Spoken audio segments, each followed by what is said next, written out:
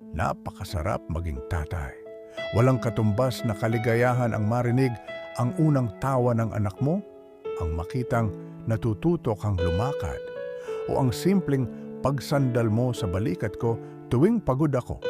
Sa bawat ngiti mo, napapawi lahat ng hirap at pagod.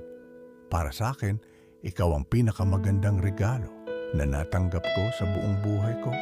Kaya naman, masakit at nakakadurog ng puso na isipin na may mga amang kayang maglakad palayo. Bakit may mga tatay na kayang iwan ang sarili nilang dugo't laman para lang sa sarili nilang kaligayahan?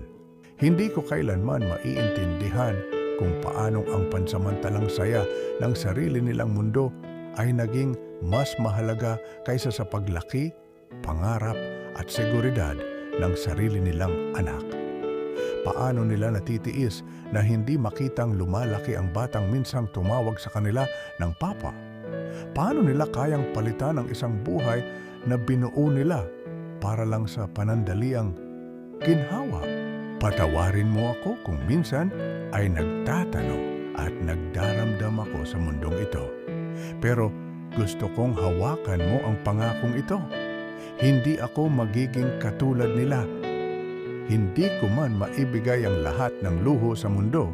Hindi ko ipagpapalit ang kahit anong pansamantalang kaligayahan para lang mawala sa piling mo.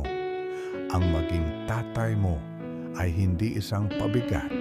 Ito ang pinakamalaking karangalan ng buhay ko. Dito ako sa tabi mo, maging masaya man o mahirap ang buhay hanggang sa huling hininga ko.